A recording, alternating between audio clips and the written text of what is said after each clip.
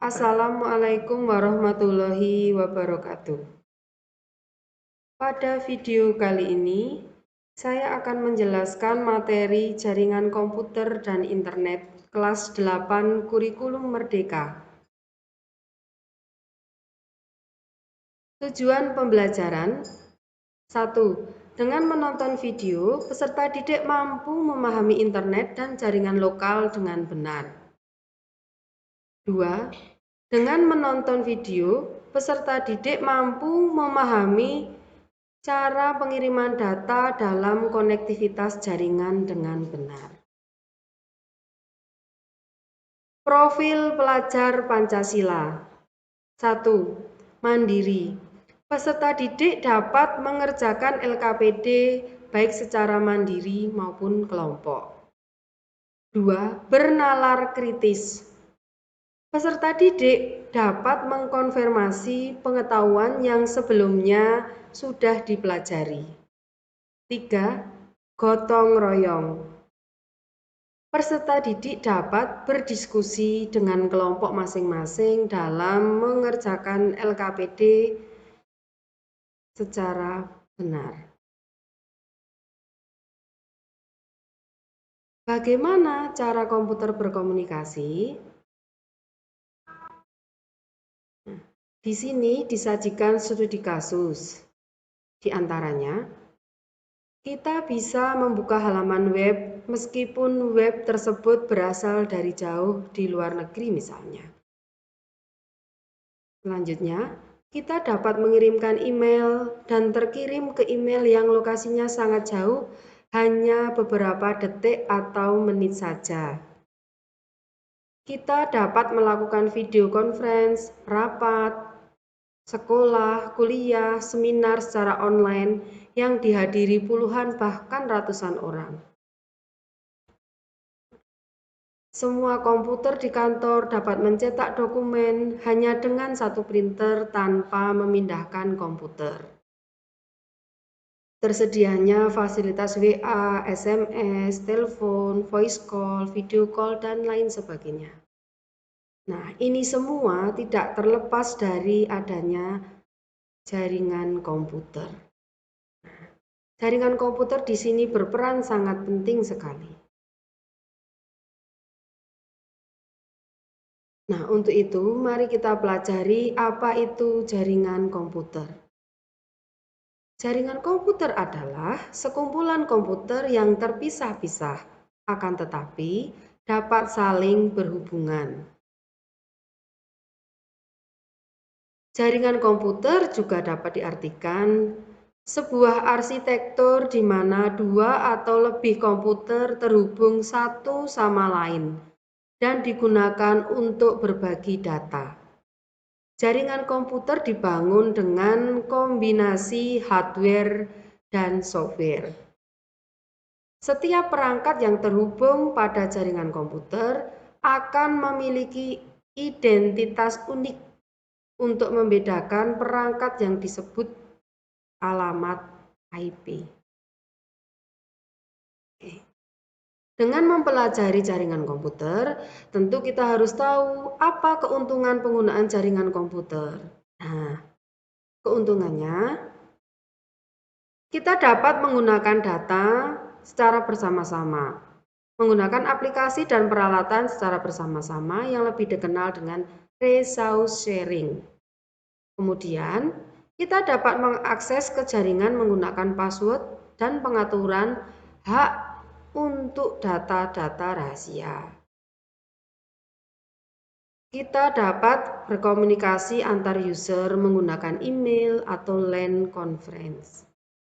Kemudian, kita juga dapat memanajemen data yang tersentralisasi oleh seorang supervisor atau administrator. Nah, selain itu, data yang kita punya akan selalu up to date. Selanjutnya, kita juga harus tahu jenis-jenis jaringan komputer. Nah, di sini berdasarkan jarak dibagi beberapa jenis jaringan komputer. Jarak 10 meter, ini tepatnya ruangan, jenis jaringannya LAN. Jarak 100 meter, tempatnya gedung, areanya ya, area gedung, itu jenis jaringannya LAN. Kemudian jarak 1 kilometer, ini area kampus, jenis jaringannya masih LAN. Kemudian jarak 10 kilometer, ini area kota, jenis jaringannya MAN. Jarak 100 km, area negara, dalam suatu negara, jenis jaringannya WAN. Jarak 1000 km, tempat benua, jenis jaringannya WAN. Antar benua maksudnya. Kemudian 10 km ini internet ini tempat bisa di luar ya. Tempatnya sangat luas, antar negara, antar daerah gitu. Kemudian kita juga harus tahu apa itu jaringan LAN. Nah, di sini jaringan LAN adalah jaringan komputer berkabel maupun nirkabel yang menghubungkan komputer dengan perangkat lainnya dalam wilayah terbatas, seperti dalam rumah, sekolah, kampus, universitas, gedung, kantor. Nah, ini disebut dengan jaringan LAN, Local Area Network. Dalam level paling sederhana, jaringan lokal hanya terdiri atas 2 perangkat yang terhubung menggunakan kabel atau tanpa kabel. Jika ingin menghubungkan lebih dari 2 perangkat dalam jaringan yang sama, maka dibutuhkan perangkat tambahan, yaitu switch atau router. Nah, selanjutnya jaringan MAN, Metropolitan Area Network. Apa itu? MAN ialah jaringan komputer pada area kota. Lebih dikenalnya area kota metropolitan. Kemudian jaringan CAN, Campus Area Network. Jaringan yang menghubungkan aneka perangkat dan komputer dalam sebuah instansi pendidikan seperti sekolah, kampus, universitas, institut, dan lain sebagainya. Selanjutnya, jaringan WAN, Wide Area Network. Apa itu? Jaringan WAN adalah jaringan komputer yang lebih luas dari metropolitan dengan jaringan yang lebih handal. Jadi areanya lebih luas. Nah, ini area yang terluas yaitu jaringan internet. Nah, ini mendunia, yaitu internet work. Jaringan antar jaringan komputer yang memiliki jangkauan yang lebih luas dibandingkan dengan jaringan lokal. Nah, jaringan internet dapat mencakup area sebuah negara atau bahkan dapat menghubungkan perangkat-perangkat di seluruh dunia.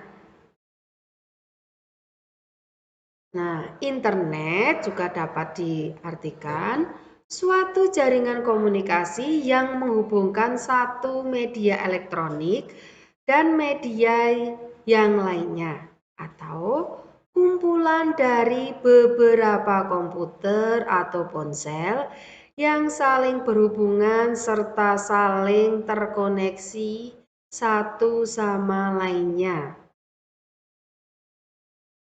Nah, kita sudah mempelajari beberapa jenis jaringan. Selanjutnya, kita harus tahu komponen pembentuk jaringan. 1. Personal komputer. 2. Media transmisi. 3. Network interface card. 4. Konektor. 5. Software jaringan. 6. Software aplikasi. 7. Media penyimpanan data. Oke. Konsep dasar jaringan komputer. Nah, kita harus mempelajari tentang topologi jaringan. Di sini terdapat beberapa macam topologi jaringan. 1. Topologi bus. 2. Topologi star. 3. Topologi ring. 4. Topologi mesh. Mari kita pelajari satu-satu. 1. Topologi bus. Topologi jaringan bus merupakan topologi jaringan yang pertama kali digunakan dalam menghubungkan komputer. Media transmisi yang digunakan berupa sebuah kabel panjang dengan beberapa terminal yang nantinya akan terhubung ke masing-masing komputer. Dan pada ujung kabel harus diakhiri dengan satu terminator. Jadi gambarnya seperti ini. Selanjutnya, kelebihan dan kekurangan topologi bus. Jadi, kelebihan dari topologi bus yaitu ketika melakukan pengembangan jaringan dan workstation baru akan tidak mengganggu workstation yang lain.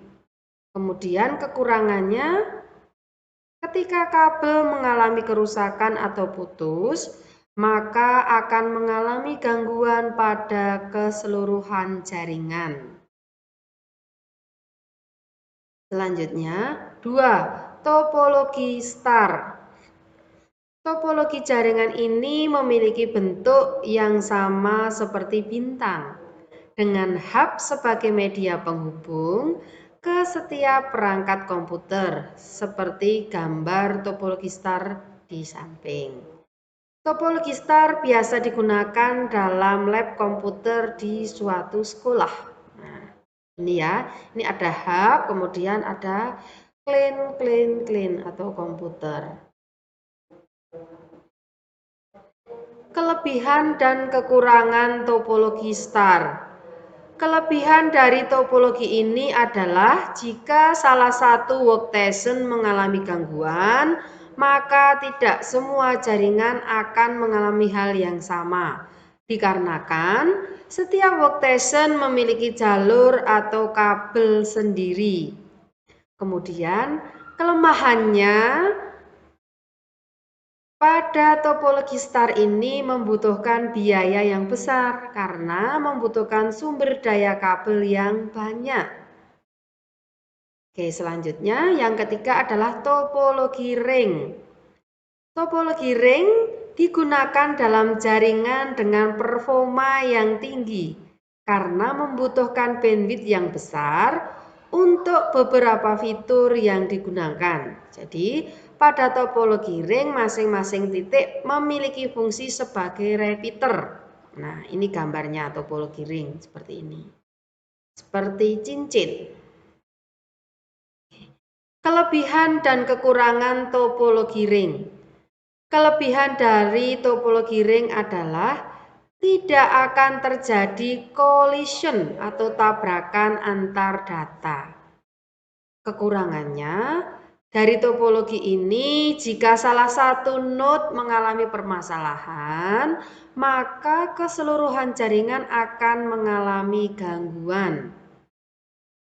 Oke, selanjutnya. Yang keempat adalah topologi mesh. Nah, ini gambarnya seperti ini, topologi mesh. Gabungan dari topologi ring dan star. Jadi, secara pengertian, topologi mesh adalah suatu bentuk hubungan antara perangkat atau PC di mana masing-masing perangkat terhubung secara langsung ke perangkat lainnya dalam jaringan. Kelebihan dan kekurangan topologi mesh. Nah, jadi kelebihan dari topologi mesh adalah komunikasi antar komputer yang lebih cepat, serta keamanan yang lebih terjamin. Kekurangannya, memerlukan biaya yang lebih besar dalam penyediaan kabel. Oke. Kita sudah mempelajari beberapa macam dari topologi jaringan. Selanjutnya, kita juga harus mempelajari protokol jaringan. Nah, Di sini ada TCP, Transmission Transfer Protocol atau Internet Protocol. Kemudian NetBIOS ini dimiliki oleh komputer IBM. AppleTalk ini dimiliki oleh komputer Macintosh. IPX di komputer Network, NetBIOS di komputer Windows. Protokol jaringan. Apa itu protokol jaringan? Nah, protokol pada jaringan komputer secara sederhana didefinisikan sebagai prosedur atau aturan yang harus ditaati supaya dua buah perangkat dapat berkomunikasi satu sama lain. Kemudian TCP atau IP dirancang untuk melakukan fungsi komunikasi jaringan. Nah, seperti apa itu komunikasi jaringan? Ada SMTP, Simple Mail Transfer Protocol, FTP, File Transfer Protocol, Telnet, HTTP, Hypertext Transfer Protocol.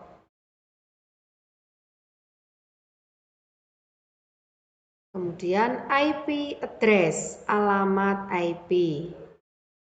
Nah, alamat yang digunakan pada jaringan komputer yang menggunakan protokol TCP/IP. Nah, ini namanya alamat IP. Kemudian IP ini terdiri dari 32 bit angka biner. IP ditulis sebagai 4 kelompok angka dalam desimal dan dipisahkan dengan titik. Alamat IP di komputer Windows, nah contohnya seperti ini. IP address 192.168.1.248. Ini contohnya. DNS, Domain Name Server. Nah, apakah itu? Suatu sistem yang memungkinkan nama suatu host pada jaringan komputer atau internet ditranslasikan menjadi IP address. Nah, strukturnya adalah sebagai berikut. Nah, ini ada root level domain, tingkat teratas ditandai dengan titik. Top level domain, contohnya .com, .org, .id, .edu, .gov, .au, .jp, .uk, .my, .sg, dan sebagainya.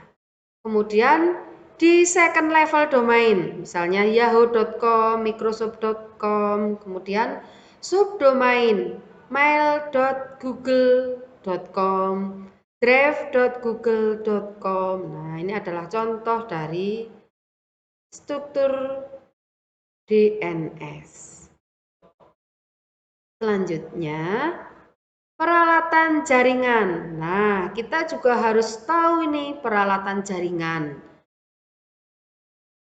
Peralatan jaringan terbagi menjadi beberapa. Di antaranya, kabel jaringan. Nah, kabel jaringan ini bisa UTP atau STP. Kemudian, server, modem, Ethernet card, crimping tool dan kabel strapper, konektor RJ45, kemudian kabel tester atau LAN tester, hub dan switch. Nah, kita akan membahas satu-satu.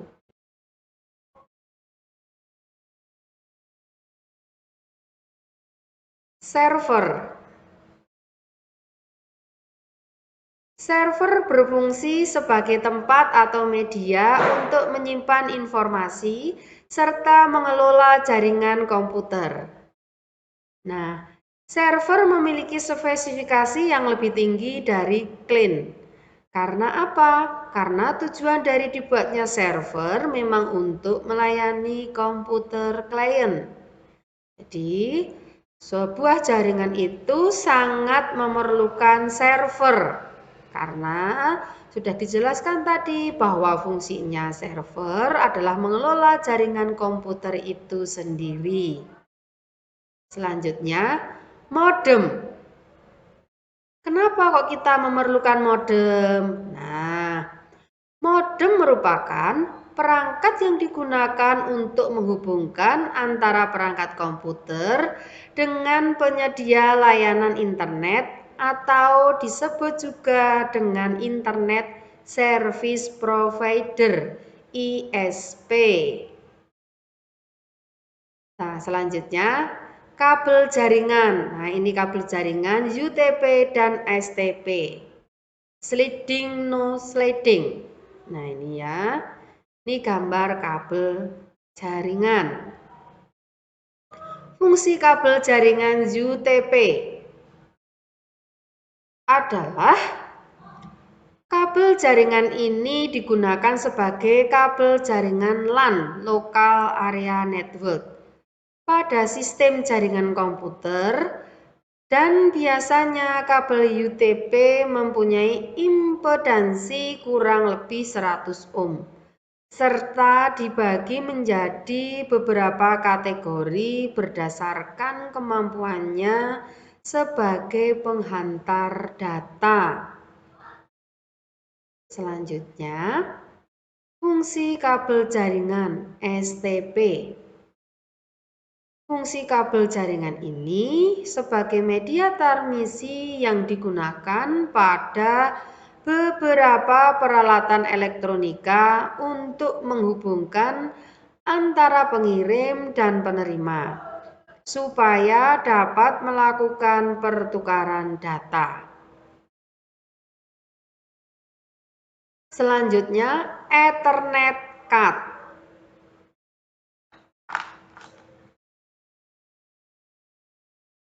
Fungsi Ethernet card membantu pertukaran file dan data melalui jaringan komputer. Kemudian, crimping tool dan kabel striper. Ini gambarnya seperti ini. Crimping tool, ini kabel striper. Hub atau switch, seperti ini gambarnya. Kemudian, apa fungsi switch?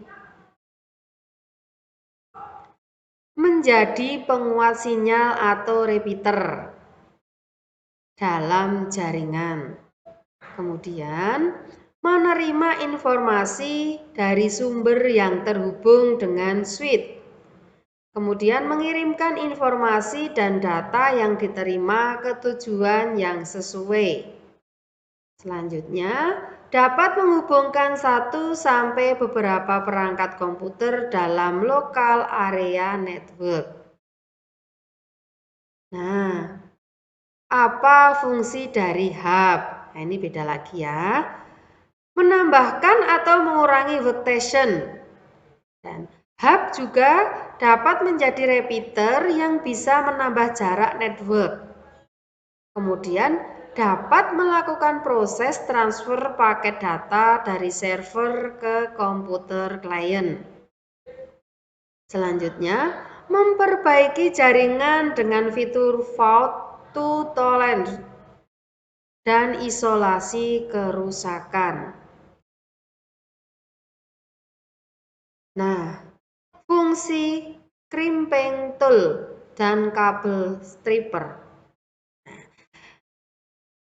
Dalam membuat suatu jaringan komputer tentu kita memerlukan alat ini. Nah, fungsinya untuk apa crimping tool itu? Ya, adalah sebagai alat memotong, mengupas, dan menjepit kabel berjenis UTP (Unshielded Twisted Pair) dan STP (Shielded Twisted Pair), serta dapat menghubungkan kabel ke konektor untuk jenis RJ11 dan RJ45. Fungsi kabel striper adalah tang potong yang didesain khusus untuk memotong ataupun mengupas kabel. Oke, konektor RJ45 gambarnya seperti ini. LAN tester gambarnya. Apa fungsinya? Nah, fungsi RJ45 adalah konektor kabel Ethernet yang kebanyakan memiliki fungsi sebagai konektor pada topologi jaringan komputer LAN, Local Area Network, dan topologi jaringan lainnya. Fungsi LAN tester adalah alat untuk mengecek koneksi sambungan kabel LAN RJ45 dan RJ11. Dilengkapi dengan lampu indikator, tombol pengatur, kecepatan pengecekan, serta baterai dan kantong kecil.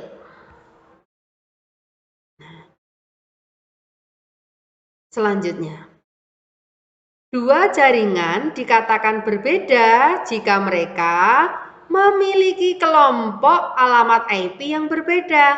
Misalnya, perangkat dengan alamat IP 192.168.10.1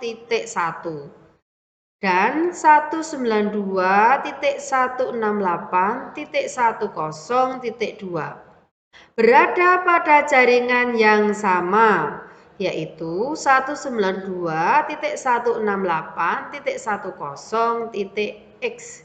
Sedangkan perangkat dengan alamat IP 192.168.10.1 dan 192.168.20.2 berada pada jaringan yang berbeda.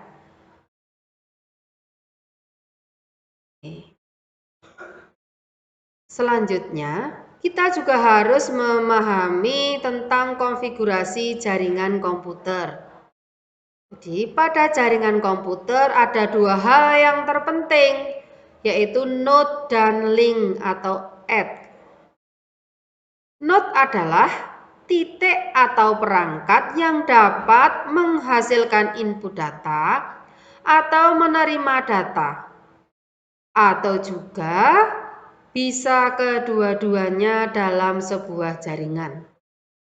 Contoh node pada jaringan: perangkat komputer, HP, switch, router, dan lain sebagainya. Yang kedua, link atau add adalah jalur transmisi data atau informasi antar node. Link ini berupa hubungan antara node yang satu dan node yang lainnya dalam sebuah jaringan. Jaringan komputer dalam bentuk node dan add, ini gambarnya seperti ini. Jaringan komputer dua perangkat, jaringan komputer lebih dari dua perangkat. Pada gambar 5.3 menunjukkan gambaran abstrak sebuah jaringan komputer dalam bentuk node dan add. Perhatikan bahwa switch digambarkan sebagai node yang terhubung ke beberapa node lainnya. Sedangkan komputer, laptop, atau ponsel merupakan node yang hanya terhubung dengan satu perangkat lainnya. Nah, dalam hal ini switch berfungsi sebagai node penghubung. Nah, ini switch-nya sebagai node penghubung. Oke. Kemudian, routing pada jaringan komputer adalah mekanisme pengiriman paket data dari satu perangkat ke perangkat yang lain. Proses routing adalah proses menentukan jalur yang dilalui sebuah paket data yang dikirim antar dua buah perangkat. Untuk dapat melakukan proses routing, harus lebih dahulu diketahui alamat tujuan perangkat. alamat asal perangkat, dan rute terbaik. Nah, rute terbaik biasanya merupakan jalur terpendek yang dapat dilalui. Nah, konsep inilah yang dikenal dengan istilah jalur terpendek. Selanjutnya, routing pada jaringan komputer. Pada gambar titik 5 memberikan gambaran untuk lebih memahami tentang routing. Misalnya, kita ingin mengirim data dari komputer B ke komputer D. Jika diperhatikan, setidaknya ada 3 jalur yang dapat dilalui untuk mengirim data, yaitu jalur dengan garis putus merah, garis putus biru, dan garis putus hijau. Ini gambarnya. Oke, jadi pada gambar ini sudah dijelaskan warna jalur merah, hijau, biru. Ini ada 3 jalur. Merah, hijau, biru. Kemudian jalur yang dilalui jalur merah ini komputer B, router 1, router 2, router 3, router 4, komputer D. Nah, jaraknya ini sudah ada jaraknya. Kemudian warna jalur hijau, jalur yang dilalui komputer B hijau, komputer B router 1, kemudian router 3, router 4, kemudian komputer D. Kemudian jaraknya 4. Warna jalur biru, komputer B router 1, router 4, dan komputer D. Ini berjarak 3. Karena routing selalu mengambil jalur terbaik ketika kalian mengirimkan data dari komputer B ke komputer D, maka akan melalui jalur dengan garis putus. Nah, bagaimana jika dalam sebuah kasus ternyata ada lebih dari 2 jalur terbaik? Jika ada lebih dari 2 jalur terbaik yang dapat dilalui, biasanya router akan memilih secara acak salah satu dari jalur-jalur terbaik tersebut. Jika jalur routing sangat kompleks, bagaimana cara menemukan jalur terbaik? Biasanya digunakan salah satu algoritma shortest path. Nah, yang sudah kalian pelajari di materi berpikir komputasional. Oke, demikianlah yang dapat saya sampaikan untuk materi jaringan komputer dan internet. Semoga bermanfaat. Terima kasih. Wassalamualaikum warahmatullahi wabarakatuh.